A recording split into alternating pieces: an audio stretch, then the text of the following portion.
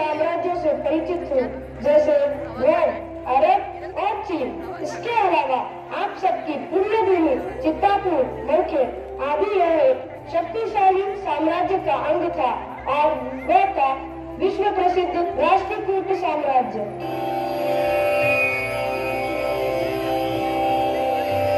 मुझे तो गर्व है कि मैं इस राष्ट्रकूट साम्राज्य की अग्रज हूँ। जनता जनार्दन, आप भी अब संतुष्ट है ना? आपको भी सबूत मिल गया ना? हमारे राष्ट्रकूट साम्राज्य में महान राजाओं ने राज किया। राष्ट्रकूट का वैभव और समृद्धि राजाओं का देन था।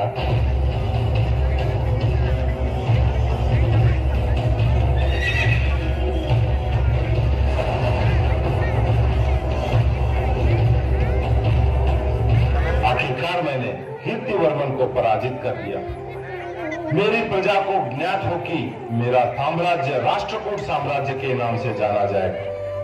मैंने 753 ईस्वी से 756 ईस्वी तक राज किया। मेरे साम्राज्य की कुलदेवी चित्तापुर की नागवेलंबिका देवी है।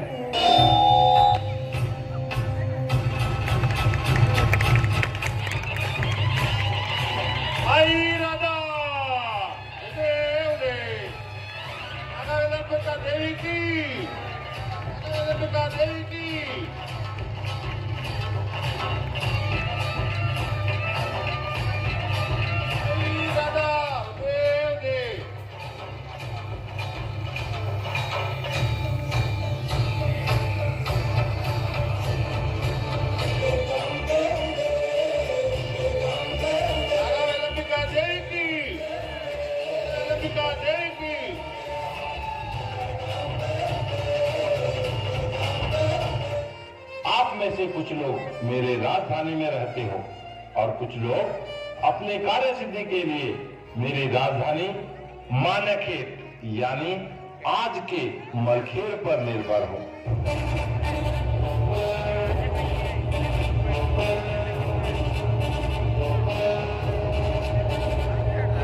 पुत्र गोविंद, हम अपने साम्राज्य का विस्तार उत्तर में हिमालय से दक्षिण के लंका तक करने में सफल हुए। जी पिताश्री, आपके मार्गदर्शन में मैंने सेना की मदद से पश्चिम के गुर्जरों, प्रतिहरों से लेकर चोला, पांड्या और पल्लवों को भी पराजित किया है। पिताश्री, मेरे अश्वदल ने यमुना के जल को पीने का सौभाग्य भी प्राप्त किया।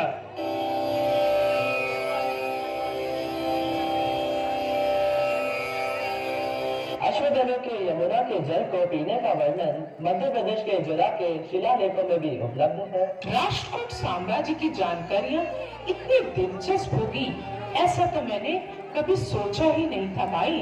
मुझे और मेरे मित्रों को इस राष्ट्रकूट साम्राज्य की कुछ और रोचक ज्ञानवर्धक जानकारी देने की कृपा करेंगे।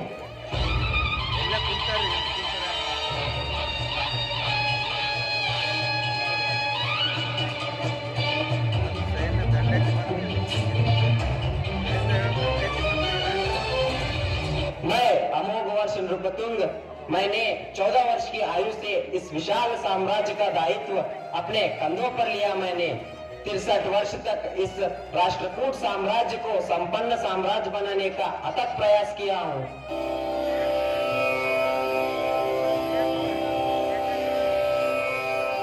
राजा अमोघ वर्ष ने जब 63 वर्ष तक राज किया तो जरूर ही उन्होंने बहुत से उत्तम कार्य भी किए होंगे। भाई, क्या तुम इसकी भी जानकारी दे सकते हो? इनके प्रशासन के बारे में जानकारी लेते हैं इन्हीं की वजह से।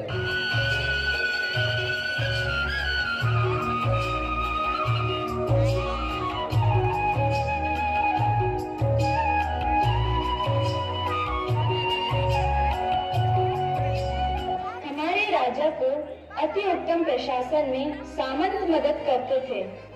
साम्राज्य को राष्ट्र कहा जाता था, जिसका मुखिया राष्ट्रपति कहलाता था। राष्ट्र को विषयों में बांटा जाता था, जिसका प्रशासन विषयपति के अधीन था।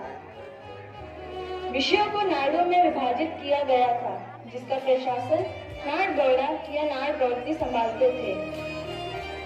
नाडु को ग्रामों में बांटा गया था, जिसे प्रभु गौड़ा या ग्रामपति संभालते हैं। इतने सुयोजित ढंग से प्रशासन को संभालने वाले का तो प्रसिद्ध होना निश्चित है। भले कार्य का भला नतीजा। शिक्षित व्यक्ति ही अच्छा प्रशासक हो सकता है, क्योंकि शिक्षा ही सफलता की सीढ़ी है। इस युग की शिक्षा के बारे में जानते हैं अजीत सेनाचार्य जी से।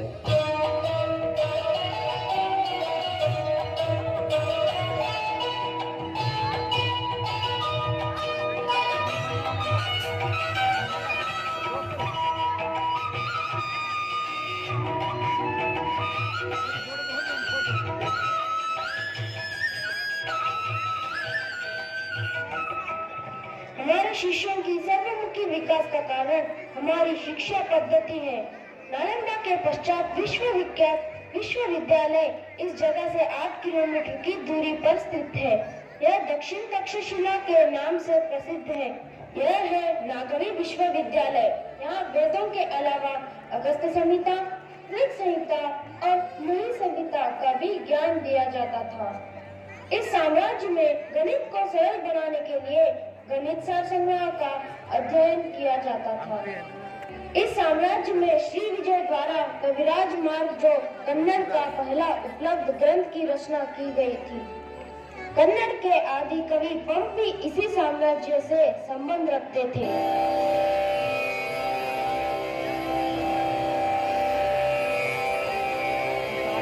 अरे वाह, मेरा चित्तापुर कभी इतना शिक्षा संपन्न था, मुझे तो यकीन ही नहीं हो रहा है। क्या आप यकीन करेंगे? बंधुओं, आप सभी ने तो अजंता एलोरा के गुफा के बारे में सुना होगा। इतनी सुंदर शिल्प कला का उदाहरण विश्व में अविरल है। क्या आप मिलना चाहते हैं इस स्वर्ण काल के प्रेरणादायक व्यक्तित्व से?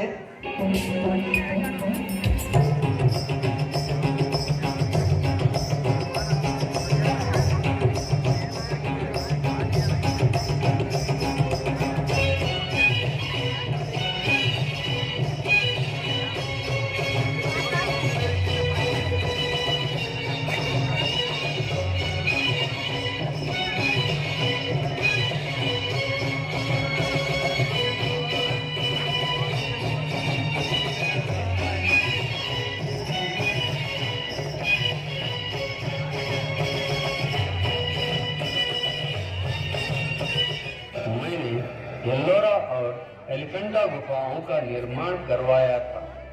इनमें शिव के त्रिमूर्ति रूप को दर्शाया गया है।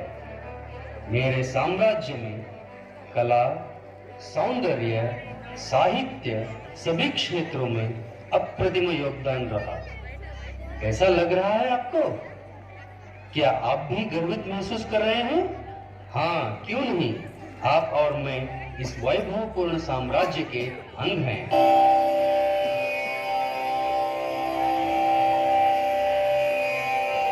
इतिहास के पन्नों में इतना वैभव, इतने शिक्षित लोग, बहुमुखी प्रतिभा के धनी, सम्राट, सुव्यवस्थित प्रशासन। हाँ, क्या यही हमारा सीतापुर का राष्ट्रकूट साम्राज्य था? अगर हम अपने पूर्वजों से रूबरू हो सके तो उनके माध्यम से हमें ज्ञात होगा कि राष्ट्रकूट साम्राज्य का इतिहास वैभव संपन्न था। हमारे प्रदेश में विश्व के सबसे शिक्षित लोग, उम्दा शिल्पकार और उच्च कोटि के साहित्यकार, कला प्रेमी और बुद्धिजीवी वास करते थे।